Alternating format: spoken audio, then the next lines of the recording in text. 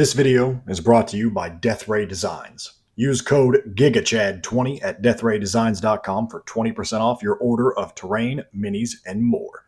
Details in the description. Classic BattleTech is a cinematic game. The turn-to-turn gameplay always feels momentous. Limbs are shot off, landings get botched, pilots get KO'd, and machine gun ammo brews up in a planet-cracking explosion. Nothing feels quite as momentous as a good firefight in BattleTech. But strange as it may seem for a military sci-fi game of armored combat, once you depart from head-to-head brawls and start playing objectives, BattleTech starts to feel a little odd at the tactical level. Objective-based games often turn out woefully lopsided, stale, or just plain boring, and I've watched so many of them go the same way over and over again throughout the years. I pondered this for a time and had a eureka moment a few years back that changed the way I run my objective games in BattleTech forever. Why not approach those games and their planning like a traditional RPG adventure? Hello, gentlemen. This is the Chad Neighbors. Welcome back to the channel, and please don't leave. I promise my rhetorical question there isn't as crazy as it sounds on the surface. And forgive me, I know it has been too long since my last upload. Life just gets in the way sometimes. But I return with more searing hot wargaming goodness, and this video is part rant, part primer. But indulge me, and I'll tell you how to take your objective games in BT to the next level. Enough yabber, let's crack the seals, and begin with some diagnostics on my premise. Why do these traditional objective-based game formats so often fall apart in BattleTech? And what do I mean by traditional objectives in the first place? You know the kind. It's the ones that feel almost like a sports game is being played out on the tabletop. Things like demolition, capture the point, breakthrough, etc. Anything totally arbitrary where the objectives are identical for both players or else just diametrically opposed. Yes, they're very easy to implement and understand, but that's where the positives for these games end. And beyond the rule sets themselves being pretty lackluster, there's a short list of game mechanics in BattleTech that, subtly or not, contribute to these objective games breaking down. For starters, many units in BattleTech are just very hard to hit. Target numbers are very high on average on a 2d6 roll for most shots, and accordingly, most of your attacks just don't land, or they're impossible in the first place. Anything that's a 13 plus target number, you can't even attempt the shot. Structures, on the other hand, are very easy to hit. Damage piles up on buildings extremely quickly, and only the largest and most fortified structures will stand up to several rounds of shooting. Movement around the map is difficult or impossible to stop unless extreme terrain or weather is a factor.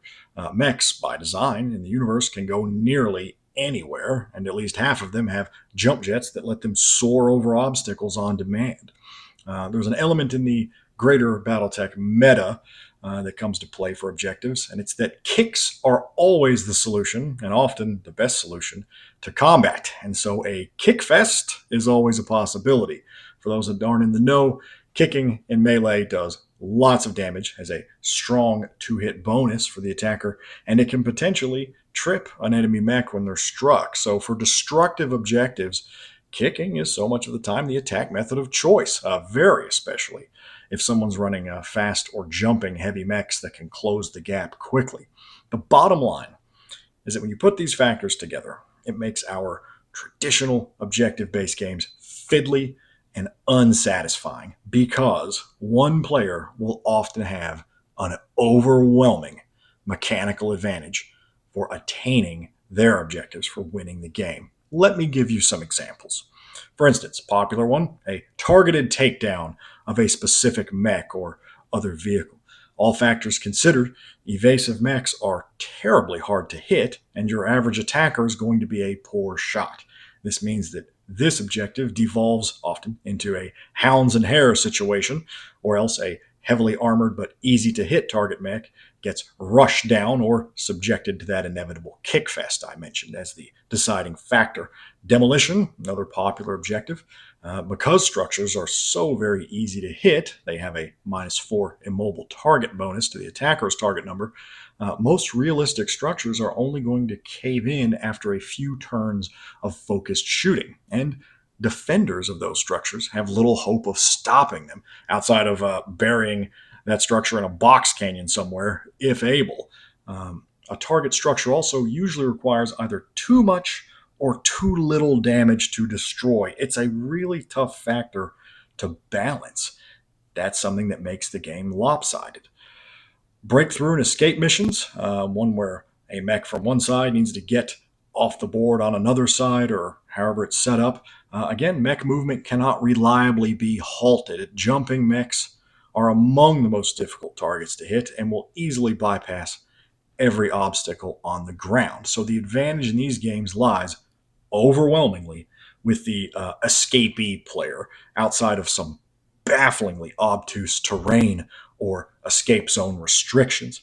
Another popular objective type is the capture of or the escorting of a target unit. That's kind of similar to a targeted takedown, but once again, the kickfest syndrome rears its ugly head, and the protecting player has very few options for reliable defense of their charges if they don't have a decisive mobility advantage over the attackers. I could go on and on. I trust you see where I'm going.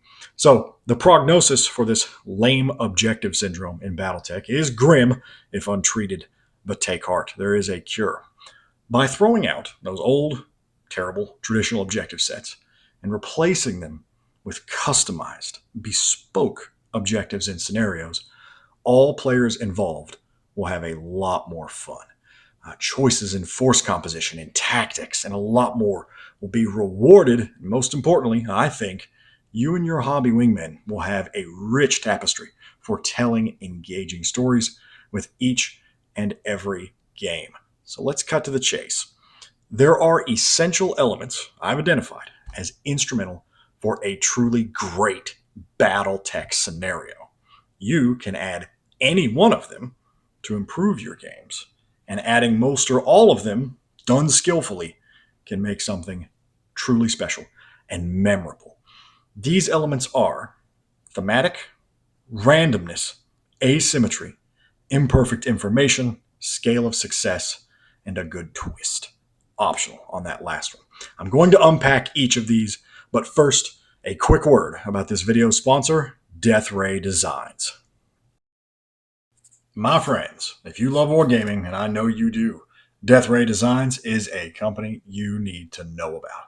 If mechs are your jam, but BT or its models aren't your thing, DRD has you covered with Steel Rift, a fast and brutal 10mm scale mech battler with the hands-down best mech kits you can get anywhere. They also make loads of ground vehicles, VTOLs, and infantry kits that are perfect for use in BattleTech or any other 6 to 10mm war game, along with extraordinary laser cut and 3D printed terrain lines. Death Ray Designs has generously extended a great offer to all of my viewers. Use code GIGACHAD20 at checkout and you'll get 20% off your entire order of Steel Rift, Solar Shift, and select terrain products. Digital products included. Using that code to lock and load will also help fund this channel with an affiliate commission at no cost to you. Don't miss out on this offer and check the full details in the video description. Thank you so much to Austin and the whole crew at Death Ray Designs for this generous offer. Okay, let's get back to those traits for great objective games. Starting with thematic. What is it? Simply, what do the belligerents care about? What are they doing? What's the backdrop of this conflict? What's at stake? Example. Is a band of pirates striking back at a militia, a corporate security team, or some other force that flatlined one of their own? Or is it a proud house unit facing a fight to the bitter end against impossible odds in some regional campaign? Maybe a planet is at risk of total destruction, and you've got different bands of mercs racing to escape and fighting all the while. The importance of this is that it informs the what of the objective and the why so far as the battle is actually happening. In turn, this helps flesh out the scenario and inform your further choices. Randomness is the next trait. BattleTech is ultimately a game of chance, like all war games using dice. And we should embrace it, not try to eliminate that like you see with so many of these stock objectives in published literature and elsewhere. Not all targets, assets, hazards, and other factors should be fixed, static, or occurring like clockwork.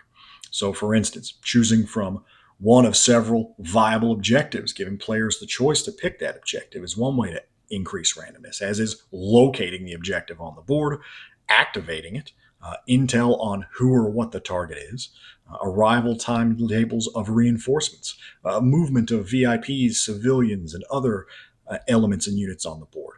All good ways to increase randomness. Randomness is what adds excitement. It turns musts and wills into maybes. And random elements, more than anything else, make for some truly thrilling games and will increase your player engagement by allowing for dynamic problem solving. Asymmetry is the next trait, and it's one that I am most passionate about. Simply, players don't need to have identical assets, objectives, access to information, or anything else that's typically construed as fair. Examples of asymmetry might be one player has to worry about collateral damage, the other does not. One player may be operating under forced withdrawal rules, I've talked about previously briefly.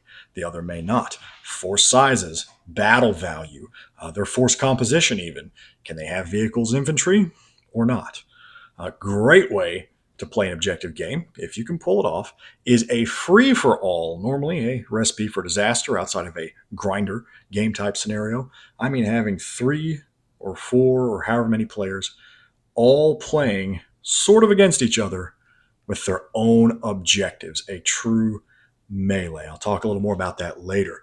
Asymmetry, implemented skillfully, prevents the math hammer type problem solving that goes into so many war games, and it creates novel conflicts and decision making on the board. This is potentially the single biggest improvement for the average scenario game.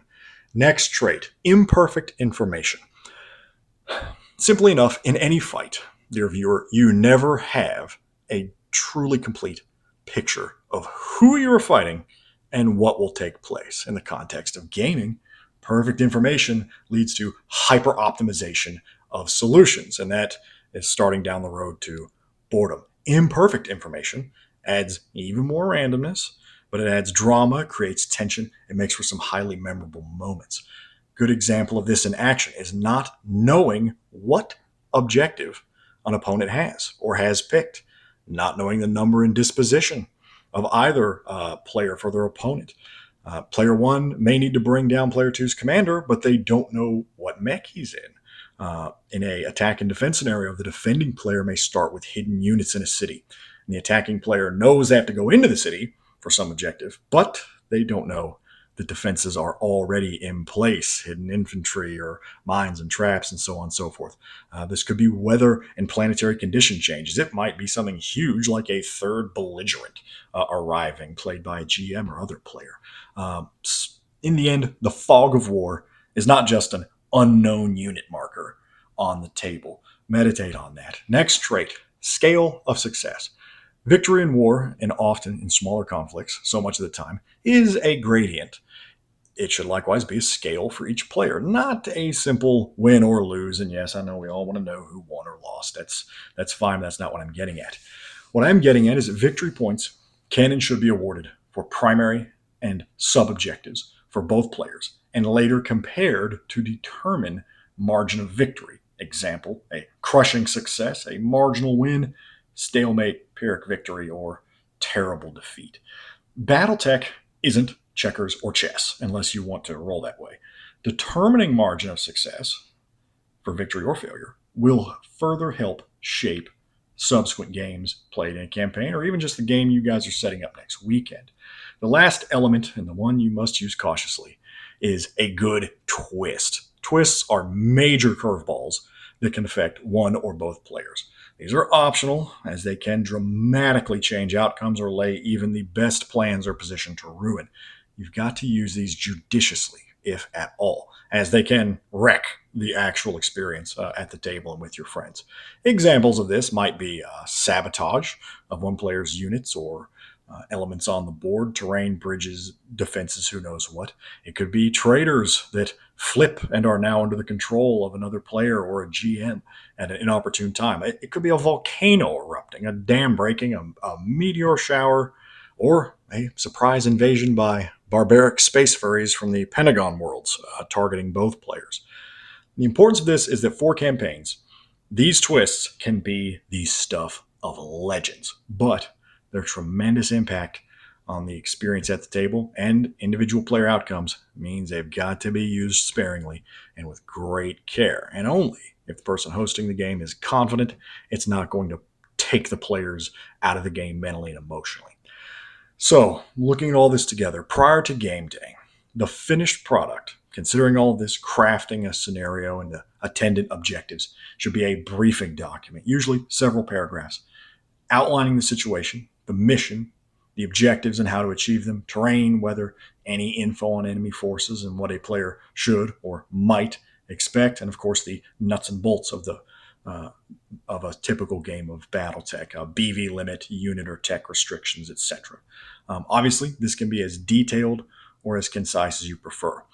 But that is the hard part of this approach, putting all of this together. As you might have already guessed, there are some prerequisites for doing so. For starters, whoever's devising a scenario in this way should ideally be a seasoned BattleTech player who knows the core mechanics and systems from front to back. Less skilled players can think up some really engaging situations and encounters, but balancing all the above, making it work within BattleTech's rules framework, and still staying fun, enjoyable for all players, that's a skill unto itself. Obviously, practice makes the difference, and everyone has to start somewhere. But your hobby wingmen are going to grow tired of scenarios that are mechanically broken or as lopsided as the others we talked about previously. Another thing to consider is that if you're going to play games of this type, and I recommend you do, there needs to be high trust between the involved players. Strangers or acquaintances showing up for a friendly game of BattleTech are almost all the time better off with just a stand-up fight or one of those basic stock objectives. Coming at a player you barely know with a briefing packet and a trust me bro is probably not going to land the way you think. By all means, pitch the idea and do what seems fun for your friend or your group. But remember, always, gaming is collaborative and good manners go a long way. Lastly, no surprise to most of you seasoned players out there, this approach to objectives works best with a dedicated GM or an impartial third player crafting a scenario for two other players to play. This will not always be an option for those of you who only have a single buddy to wargame with, but it can help prevent hurt feelings and accusations of being set up for a turkey shoot. And a dedicated GM doesn't just have to sit back and mission craft. They can run mooks or wild card forces, defensive turrets, garrisons, another element on the board that's not under the purview of the two main players. Anything that should behave in specific ways, almost as if it were programmed and impartial. Great opportunity for a GM to still be doing something and having fun on the board. Let me give you some examples of scenarios I've played using this doctrine, and every single one of them is something that I still think about to this day and talk about with my group. These have really been the stuff of legends and not very difficult to set up. One of them was a big free-for-all brawl.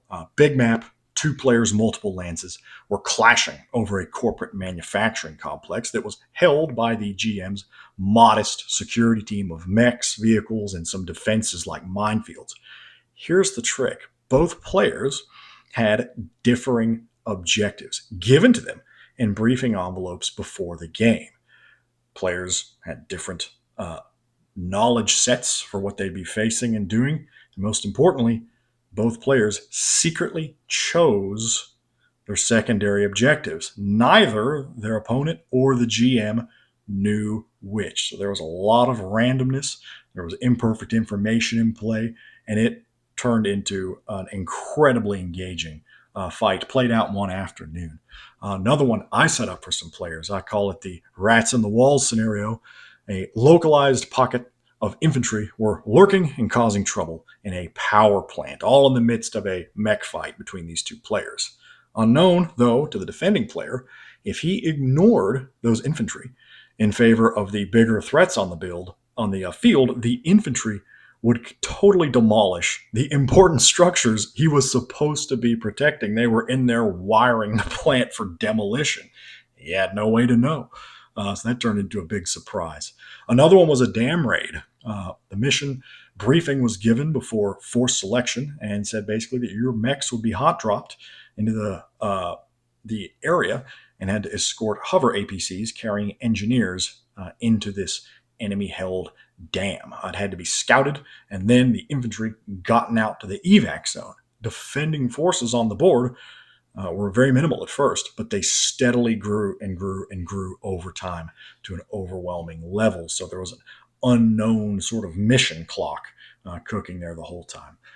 Did another great scenario where I GM'd basically NPCs, just some low-level mooks to get in the way, between two players clashing head-on with a big strip of city in the middle of the board. The players were in there ransacking and looting and causing trouble, and each player had orders to eliminate their opponent, and then secondary objectives involving either the capture or destruction of the pirates, and then protection of city infrastructure. The pirates, pretty weak though they were played by me as the GM, and they practically served as an obstacle and annoyance for the players trying to exploit that city terrain for cover or movement. The pirates the whole time were packing up and withdrawing as fast as they could. And that in essence sort of removed this barrier, this buffer between the players in the middle of the board where they could then close with each other with greater aggression and less risk ultimately. Another fun one and a really, really easy one, if you want to start putting these principles into practice quickly and easily, is what I call escorting the self-important VIP. Essentially, you can set this up however you want, but the defending player is taking out a noble employer's son to the field in his own mech so he can get some action and a ticket punch on his resume. He's got to be kept alive, but here's the rub. A dice is rolled each turn to determine his behavior on the board. That may be shoot, charge into melee, fall back, take cover, or just stand there and look cool. Attackers have more low damage units, and defenders fewer lethal units. And the attacker also has an additional restriction of the necessity of preserving as many of his forces as he can. So this, you can see there's some dynamic tension sort of built in there as far as how much is he going to risk to try and take out this solitary target. It's tons of fun, really, really easy to get going. Give that a try and see if you'll like it. Those are just a few examples, gentlemen, of the games I've played and set up using this philosophy. And I could go on in exhaustive detail about each of them, and I may yet. But let's put a pin on it and wrap this up. If you all like where this sort of talk is heading, I can do a quick follow-up video about the best resources, ones I rely on that will help you craft BattleTech games like this. Or I can even pop the hood and do a deep dive on a few of my favorites and give you some resources for them so you can take them back to your own groups and run them. But for now, let me know what you think about this approach in the comments. Am I lost in the woods or am I on to something? Tell me what kind of objectives you like in BattleTech. Do you prefer to just shoot it out as a rule and forget all the rest? Let the urban mech slander commence down in the comment section. And as always, my friends, thank you so much for watching. And thank you for your patience. Do the YouTuber thing, like, subscribe, and most importantly, share this video with your friends and associates. Like I said, I am way behind on uploads, and for that, I am sorry. I've got loads of stuff in the pipeline, and the next batch should be rolling out a lot quicker and more reliably than this past month. Until then, remember, have character, don't be a character, and good night.